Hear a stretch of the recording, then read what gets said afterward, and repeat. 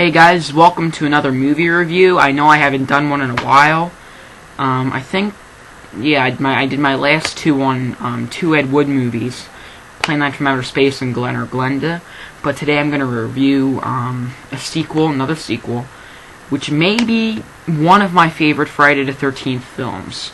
Friday the 13th Part 3 in 3D. This is the new deluxe edition put out by Paramount. It is included on the Friday the 13th from Crystal Lake to Manhattan box set, but really the box set screwed up because the version on the box set is not included in its 3D format, which it should be. So you have to go out and pay, I think I paid $10 for this, and buy this deluxe edition. It does come with two pairs of 3D glasses. I don't have them with me in the DVD, but this is the disc. Pretty basic. They could have done a lot better, I think. Maybe put a cool design on there, but I don't know. And the deluxe editions that Paramount put up, they're good. Really, the only one worth buying is Part 1, Friday the 13th 1, because it's in its uncut format, which is a lot better than the version that is out on DVD now. Another reason not to watch the version on the box set, because the version on the box set is not released in its uncut format, which it should be. So again, you have to go out and buy the other deluxe edition version of the first film.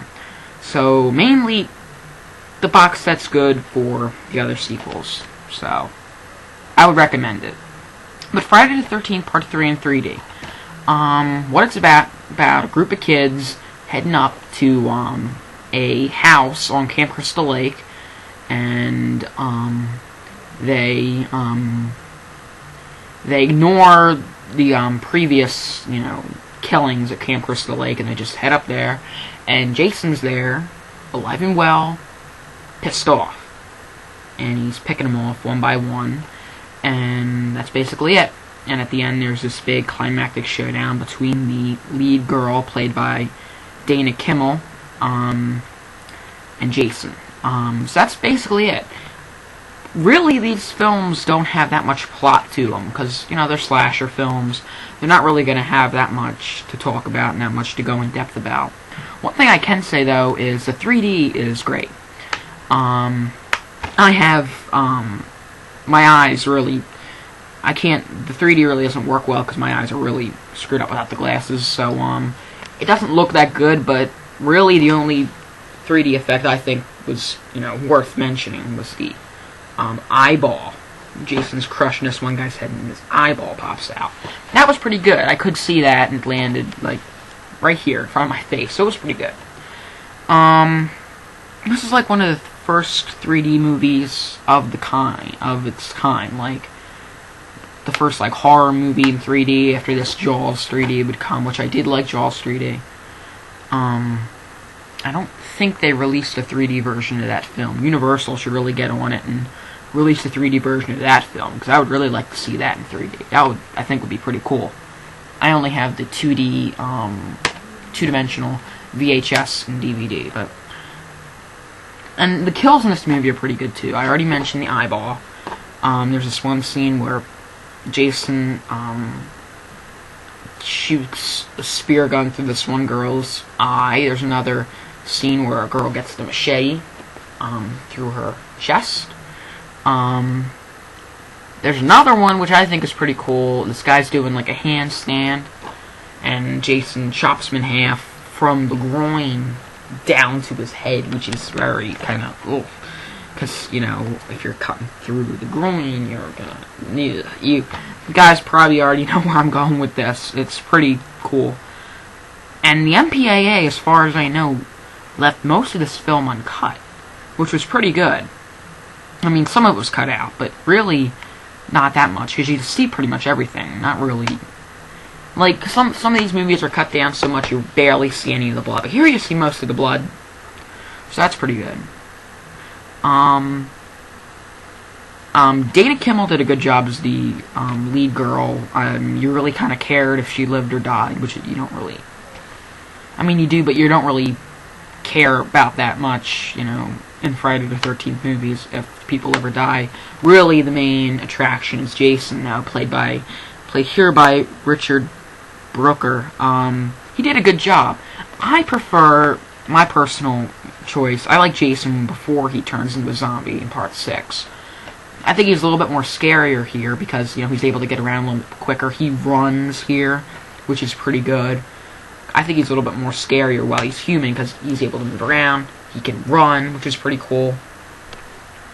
It's not quite, you know, doesn't quite have the superhuman strength. I mean, he's still, you know, busting down windows and stuff, but he doesn't really have the superhuman strength. And here, of course, this is where Jason gets the hockey mask, you know, the symbol of, I think the symbol of the slasher film is the hockey mask. Pretty much the most memorable thing in horror cinema. Today's horror cinema is the hockey mask, really.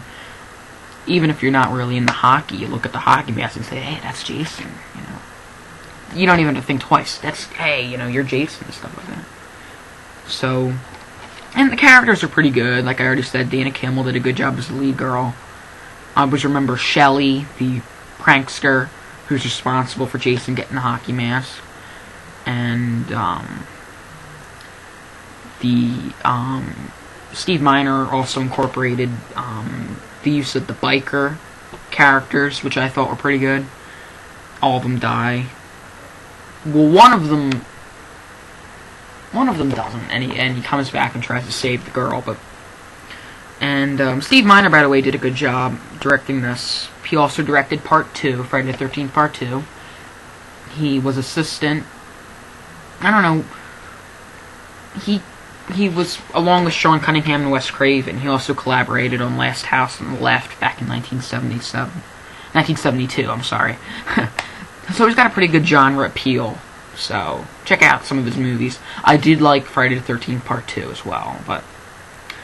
All in all, this is a pretty good Friday the 13th movie. It's one of my favorites.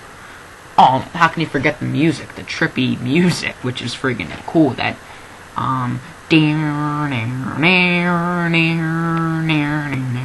in the beginning, that, the 3D titles, it was pretty good. Harry Manfredini did a nice job here. And of course, you got the,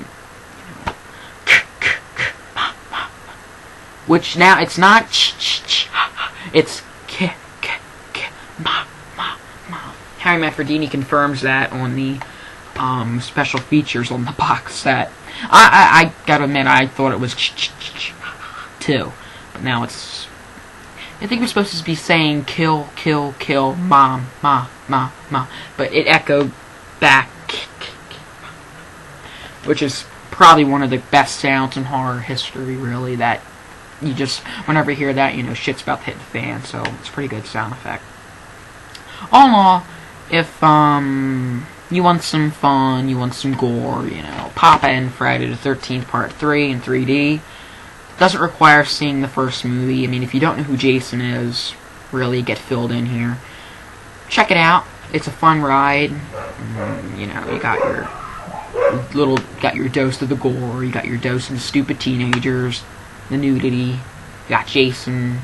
What more could he ask for? So, it's a pretty good movie. Check out Friday the 13th Part 3 if you haven't already. And I'll see you next time for another movie review.